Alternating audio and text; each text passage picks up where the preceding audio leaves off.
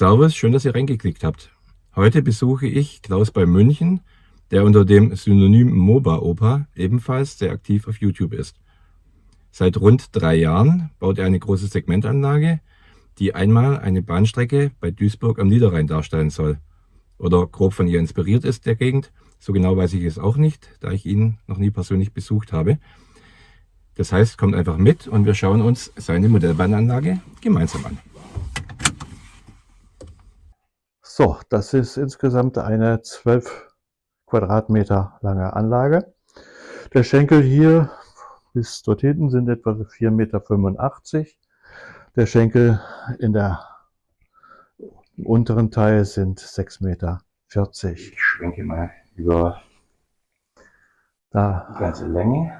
ist zurzeit natürlich ein ziemliches Chaos, weil man viel Zeug hat, aber keinen richtigen Arbeitsplatz. Und hier hinten, Und hinten, das sind dann nochmal so das Ganze etwa 3 Meter. Wobei ich in der Ecke hinter der Tür auch noch ein Segment setzen kann, aber das ist im Moment nicht geplant. Ja, das ist ja auch schön Platz. So, der Teil, der so jetzt im Entstehen begriffen ist, ist dann also hier der Wendel, der in die Tiefgarage führt, damit man sieht. Geh mal drüber, dass man schon sieht, dass Wendel ein Wendel ist. Ja. Mit drei Schleifen. Ja, und wenn ich gerade dabei bleibe, das ist R, weißt du, ist zufällig? 1, 2 steht dran. Das sind für die Boosterkreise. Mhm. Okay, also das hat nichts mit dem Radius zu tun. Nein, das hat nichts mit dem Radius zu tun. Das sind die kleineren Märklin-Radien, anders geht es nicht. Okay. Sonst passt das einfach von der Größe nicht hin. Ja. Und das Ganze ist natürlich entsprechend hier auf den seitlichen Brettern pro Segment aufgebaut. Alles, was man dort braucht, um so ein Segment also ohne weitere Versorgung stabil zu halten. Und du hast wirklich jedes Segment autark quasi, das heißt, du müsstest im Zweifelsfall nur die Ringleitung trennen. Richtig. Die Netzwerke. Die Ringleitung ist darauf vorbereitet. Und wenn es hochgeklappt ist, dann musst du ganz runter. Dann sieht man es eben auch, dass jeweils der Untergrund dann beleuchtet ist. Ja, das ist also pro Segment mit Endabschaltern realisiert. Genau, das heißt, die ganze Anlage bei dir ist in Segmentbauweise immer ca. 1 Meter auf 1 Meter? Das nicht ganz, das ist 90 auf 1 Meter. Hintergrund ist ganz einfach dabei, das Segment muss, wenn es demontiert ist, auch wieder durch die Tür passen. Ja, und wenn was draufgebaut ist, hochkant, ist dann schwierig. Oder das ist dann schwierig. Und das war die Limitation, die ich mir gegeben habe. Und damit habe ich das Ganze dann aufgebaut. So, auf den Wendel kommt dann das BW. Besonders schöne Drehscheibe und den Lokschuppen.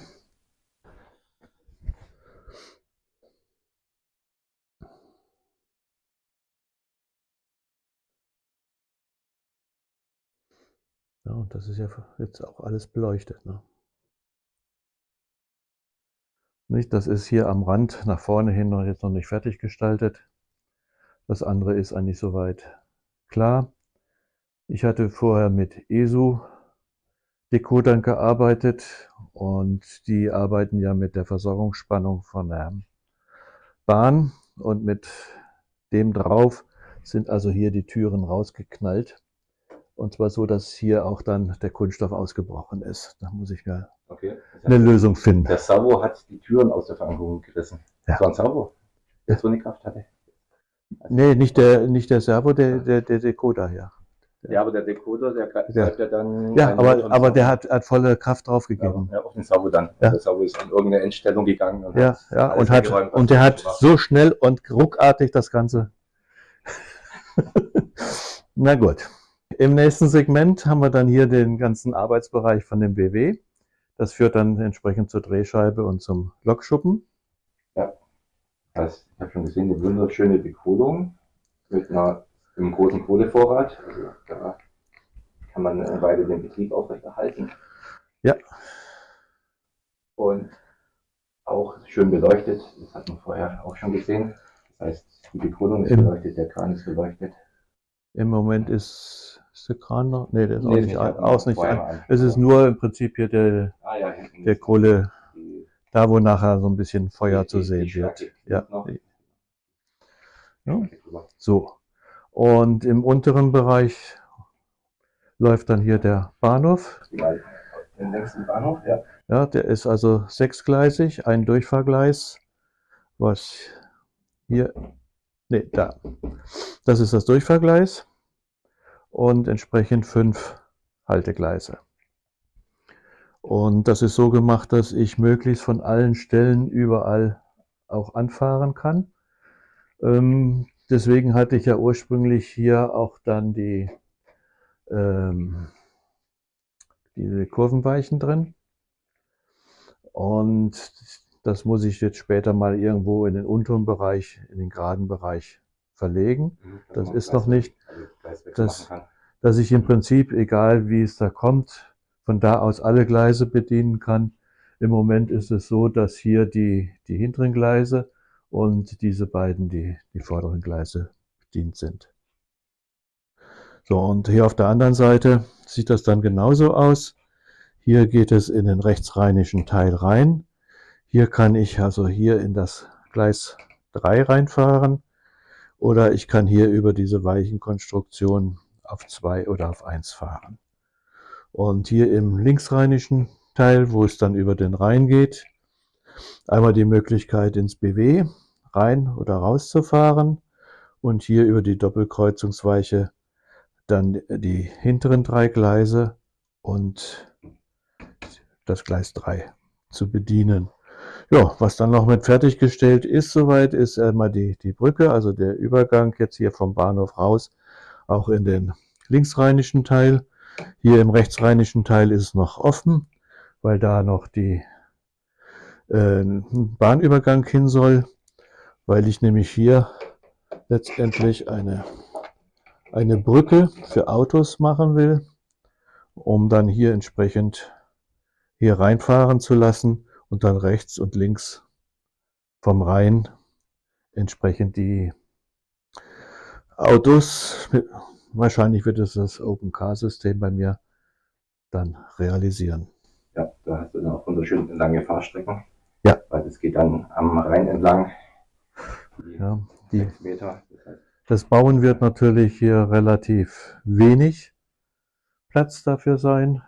Das sieht man also auch hier im hinteren Teil. Hier, wenn ich die Schienen, die werde ich jetzt hier auch mal in den Bogen rausführen wollen. Dann bleiben hier aber letztendlich nur noch gut 10, vielleicht 15 Zentimeter, um irgendetwas mal hügelig, Weinberge oder sonst was zu machen. Und unten dann das Straßensystem. Das heißt, das Flussbett vom Rhein hast du ja auch schon etwas ausgeschnitten, oder? Ja, das ist komplett durch, bis hinten durch. Das ist alles schon geschnitten. Ja, dass man es weitermachen kann. Ich brauche jetzt nur noch mal Unterleghölzer, einfach um hier auf dieses Niveau zu kommen, dass ich das nicht mehr mit Hartschaum ausfülle, sondern hier die Platte einfach hochlege. Ja, das heißt also hier an den 3 Stellen mit einer entsprechenden Schräge drin, um dann den Zug so hochfahren zu lassen, dass ich nachher wieder auf die Endbrücke im hinteren Teil komme.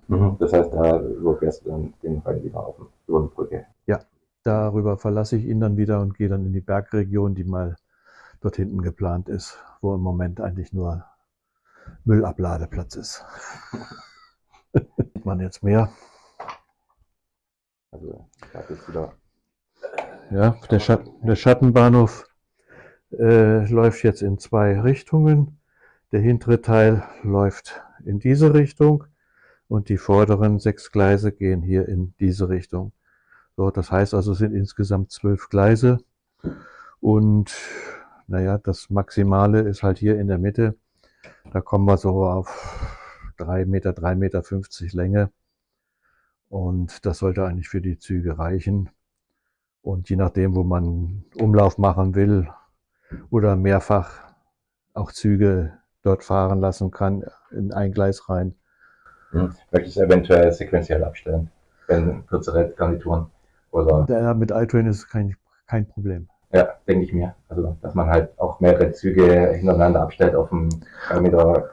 iTrain hat im Moment die Möglichkeit, bis zu 4 Lokomotiven hintereinander in einem Gleis, auch in einem Stumpfgleis also einzufahren. Gut, wir haben schon ein bisschen gespoilert. Du schaltest deine Anlage mit iTrain. Ja. Vielleicht gucken wir da noch schnell drauf. Das ist jetzt der iTrain-Aufbau. Ja, der Teil ist ja soweit jetzt auch mit fertiggestellt. Genau, der sechsgleisige Bahnhof mit konkreten Vorbild hast du, Duisburg. Ja, das ist nicht hundertprozentig das Vorbild. Das ist einfach so die Idee von Duisburg aus, das Rheintal runter. Und letztendlich, naja, gut, da steht die BASF. Aber das wird jetzt meine Fabrik. Ja, ich habe die Gebäude gesehen, das wird fast so groß wie BASF. Und dann geht es hier in den bergischen Bereich rein, muss man sehen. Und hier ist dann der Schattenbahnhof. Ja, das sind dann die Booster, die vorgesehen sind. Das heißt, die beiden Strecken treffen sich im Schattenbahnhof, beziehungsweise auch im Bahnhof und teilen sich dann um den Rhein, also linksrheinisch, rechtsrheinisch auf. Ja. Mhm. Und du kannst dann links und rechts. Also was hier in Grau ist, das ist dann das IK-System. Und vom Betrieb her im Uhrzeigersinn und gegen Uhrzeigersinn. Das ja. 2 Richtungen. Also im Prinzip, wenn man so will, 4 Paradestrecken. Mhm. Und genau, sorry, ich habe dich unterbrochen, den Grau das ist das IK-System. Wobei links wahrscheinlich nochmal. Links, diese ganze Seite ist sowieso noch offen von der Planung. Weil, ja, im Prinzip steht eigentlich nur der Schattenbahnhof und hier der rechte Teil. Ja.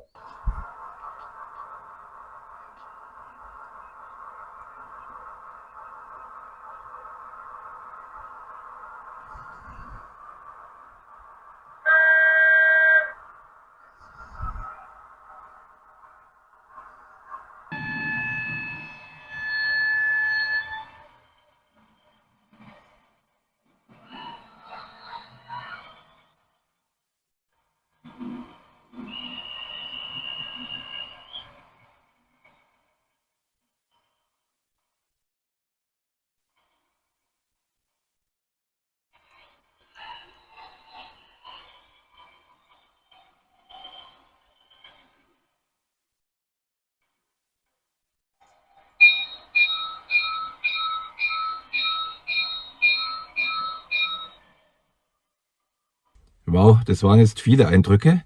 Schreibt mir gerne eure Meinung zu der vorgestellten Anlage in die Kommentare. Wenn ihr noch mehr von Klaus Anlagenbau sehen möchtet, so habe ich euch seinen YouTube-Kanal MobaOpa hier links verlinkt. Links von euch aus. Es würde mich sehr freuen, wenn ihr nächsten Sonntag auch wieder meinen Hobbykeller besucht. Meinen Kanal findet ihr hier rechts. Und die Playliste zum Bau meiner ganz persönlichen Modellbahnanlage dann direkt darunter. Ciao und pfiat euch, euer Jörg alias 1287 Enthusiast.